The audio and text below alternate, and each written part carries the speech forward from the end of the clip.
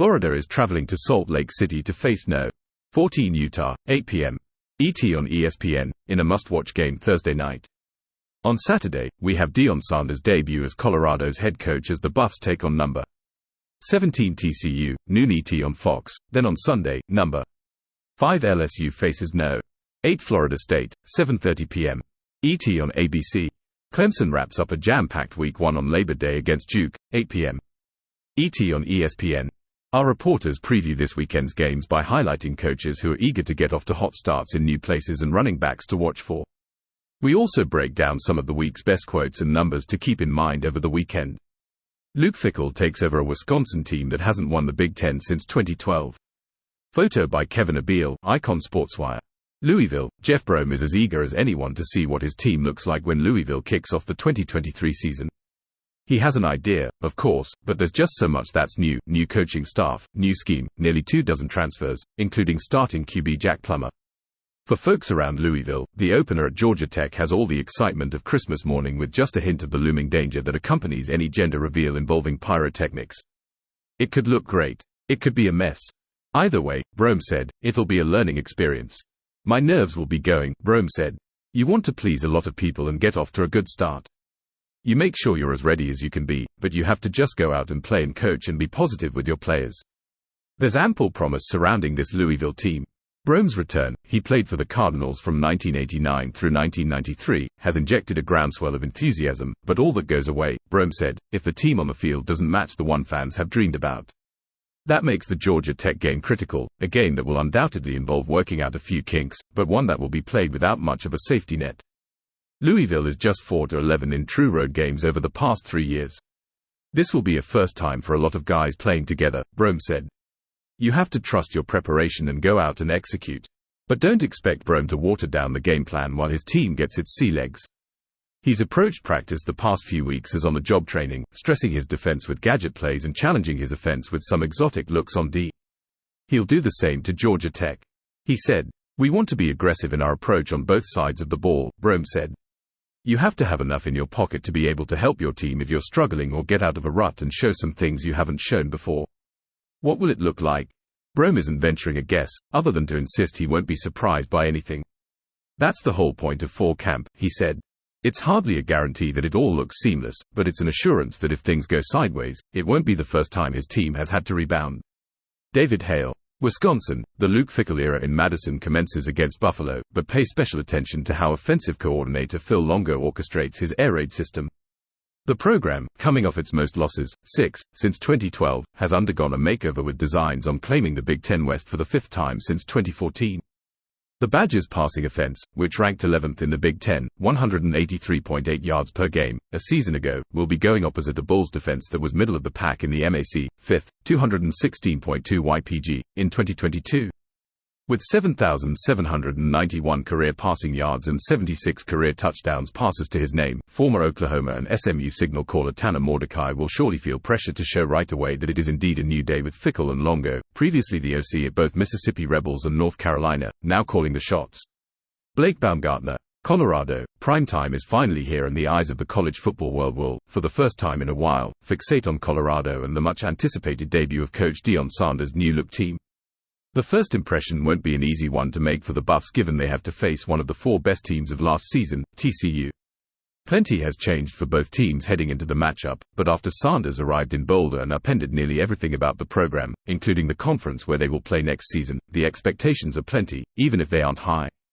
It will be a rebuilding year for Colorado to say the least, but given their new coach and new players as well as the attention that will follow them, it certainly won't feel like a transition year come kickoff in Texas this weekend.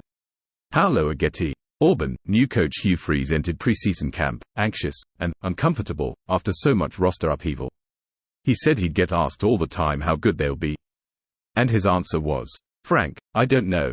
At least one of those newcomers will be heavily featured in Auburn's season opener against UMass on Saturday. Former Michigan State transfer Peyton Thorne won the starting quarterback job early in camp, giving the Tigers 2 years' worth of starting experience. But what about last year's starter, Robbie Ashford, who is a home run threat running the football? Freeze, who called Ashford the most athletic quarterback he's ever coached, has plans for him. Robbie, if he handles things the right way, he has to get on the field, Freeze said. He's different. If Thorne struggles, don't be surprised if Freeze turns to Ashford early. And it might not even be Thorne's fault that a change is made. With so much unknown about this team, particularly at receiver, Ashford's ability to pick up yards on the ground could save a developing offense. Alex Scarborough. Cincinnati. When Scott Satterfield leads Cincinnati out of the tunnel Saturday, he'll be up against more than Eastern Kentucky. He's replacing Luke Fickell, the first group of 5 coach to crash the college football playoff, who went 53-10 the last 5 seasons. He's working in 23 transfers and jump-starting an offense with just 1 returning starter. His quarterback, Emory Jones, is one of those new faces, in his 6th year after stops at Florida and Arizona State. Satterfield, who arrives after a 25-24 stint at Louisville, will be trying to regain the magic that saw him win 3 straight conference titles at Appalachian State after leading the Mountaineers from FCS to FBS. He's taken a big leap before. But Oklahoma arrives in Week 4 for Cincinnati's first Big 12 game. Expectations are not high. The Bearcats were picked to finish 13th out of 14 teams in the preseason media poll. It's all new, you know. Satterfield told ESPN, "New conference, new coaches and new players, we're all figuring each other out. So it's gonna be exciting and interesting. We'll see how it all unfolds." Dave Wilson. Will Shipley, Clemson vs. Duke. Shipley was the backbone of Clemson's offense a year ago, rushing for nearly 1,200 yards, catching 38 passes and adding another 324 yards on kick returns, all of which resulted in him making the All-ACC team at 3 different positions. But as the Tigers get set to kick off the 2023 season, Shipley's role could actually grow in his junior season. New OC Garrett Riley wants to ensure Shipley maximizes his touches. Last season, Riley's TCU offense threw behind the line of scrimmage on 1/3 of its dropbacks. Meanwhile, Clemson's Week 1 opponent, Duke, allowed 7.06 yards per attempt on throws to tailbacks last year, the second worst rate in the ACC. Hail. Damian Martinez, Oregon State vs.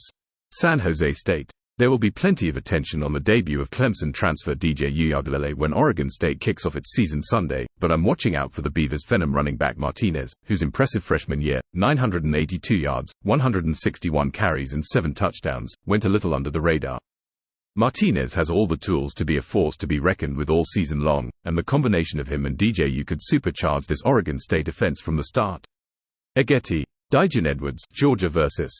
Tennessee Martin. Georgia coach Kirby Smart said the running game will be done by committee, but Dijon Edwards, who was second on the team with 769 rushing yards last season, might have an opportunity to separate himself.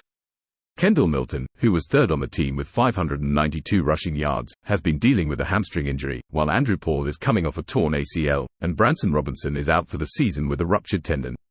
Scarborough. Blake Corum, Michigan vs. East Carolina. Back healthy after a knee injury ended his tremendous 2022 season, Corum, 1,463 yards, 18 TDs, returned to Ann Arbor with some unfinished business. That work begins with the Wolverines hosting East Carolina, which will provide an interesting test for Corum, a Doak Walker Award finalist as a junior. The Pirates' rush defense, 111.4 YPG, ranked second in the AAC last year. Baumgartner. Amani Bailey, TCU vs. Colorado. Bailey quietly led the Big 12 in yards per carry in 2022, 8.1, playing behind Kendra Miller and Amari DiMercado, who both are in the NFL now. Bailey, who transferred from Louisiana last year, is the starter in Kendall Briles' RPO-heavy offense and has held off Alabama transfer and former No. 1 RB recruit Trey Sanders for the No. 1 spot in the Frogs' high-profile opener. Wilson. Jim Harbaugh, the Michigan head coach, dedicated part of his news conference to advocating that student athletes be paid. "We all should be about diversity, equity and inclusion. I'm calling for a system that is fair, equitable and benefits all involved. Don't exclude the student athletes from the profits. My opinion, you can't say you're about diversity, equity and inclusion, if you aren't willing to include the student athletes in revenue sharing." Hugh Freeze, new to the Plains, Freeze is eager to see what Tigers fans can offer on game day. "It's gonna be a magical experience, I know, in that stadium." Jordan Hare. "I soak in every game pretty much. Even at Liberty, we played in SEC arenas and those are always fun to play in and I embrace those opportunities. To me, I think the most exciting thing to me would just be taking in what I consider to be one of the best home atmospheres in college football, and I don't know that I've had that, no offense to any other places that I've been." Steve Sarkisian. Last week, Big 12 Commissioner Brett Yormark made waves when he told Texas Tech coach Joey McGuire that he better take care of business against Texas. Longhorns coach Steve Sarkisian has advised his team to stay focused on games, but did offer this retort.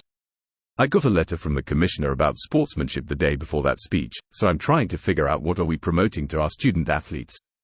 To go say those types of things. I'm not guessing he's gonna have his Thanksgiving dinner with us the night before that game. Kenny Dillingham, ASU announced a self-imposed one-year bowl ban, and Dillingham said the news was upsetting. But the head coach is still rallying his players to go out and give it their all. It's my job to try to get our team and rally our team behind each other to go compete and go work at the highest level. Watch out for three-peats in 2023. Pac-12, Utah is going for a three-peat as Pac-12 Shams, and though its opener against Florida won't hold any weight in the conference race, the Utes want to get off on the right foot with a win over the Gators. SEC, Georgia is going for the ultimate of three-peats. The Bulldogs have won the College Football Playoff Championship the past 2 years, as well as the SEC, and though Georgia should easily win Saturday, it's a tall task to win 3 national championships in a row. Big Ten, can Michigan win the Big Ten for the 3rd year in a row? To do so, the Wolverines in all likelihood would have to beat a certain conference rival for the 3rd straight season. Michigan hasn't beaten the Ohio State's Buckeyes 3 consecutive times since 1995 to 1997. Week 1 of the 2023 college football season is finally here, featuring 5 consecutive days of action from across the nation and plenty of intriguing non-conference matchups.